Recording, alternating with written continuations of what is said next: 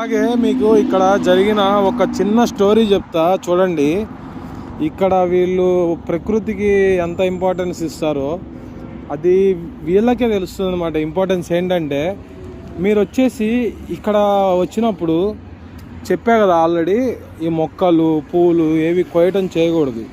ఒకవేళ కనుక చేశారంటే దానికి సిచ్యువేషన్ చాలా చాలా అంటే చాలా కష్టంగా ఉంటుంది అనమాట.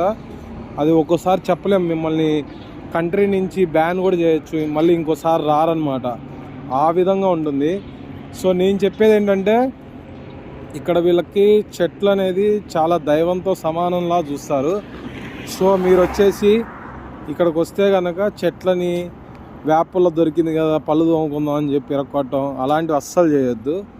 సో ఓకే ఫ్రెండ్స్, ఇక్కడ ప్రకృతి గురించి అయితే ఈ విధంగా. అందుకనే ఇక్కడ ఎవరైనా సరే ఎన్విరాన్మెంట్ గురించి పిహెచ్డి చేసిన, మాస్టర్స్ చేసిన, ఏమన్నా సర్టిఫికేషన్ ఉన్నా, అందుకనే వాళ్ళకి అంత ఇంపార్టెన్స్ గోల్డెన్ వీసా ఇవ్వడానికి అవకాశం అనమాట. అంటే గోల్డెన్ వీసా అంటే ఇక్కడ బ్లూ వీసా టైపు. సో మీరు ఆ విధంగా ఎన్విరాన్మెంట్ మీద జాబ్స్ కూడా సంపాదించవచ్చు అన్నమాట. మీకు ఆల్రెడీ ఇది పెట్టా కూడా బ్లూ వీసా అని చెప్పి. సో ఆ విధంగా 10 years వస్తుంది అనమాట. శాలరీ కూడా మంచి హైక్ ఉంటుంది. ఈ గల్ఫ్ కంట్రీస్లో ప్రకృతి ఎక్కువగా పెరగడానికి, చెట్లు రావడానికి కారణం మన ఇండియానే. మీరు సెర్చ్ చేయండి, ఒక ఉమెన్ అనమాట, ఆ పేరు నాకు అంత ఐడియా లేదు.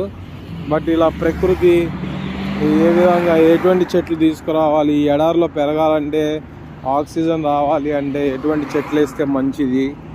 సో అదనమాట పరిస్థితి. Thank you so much friends.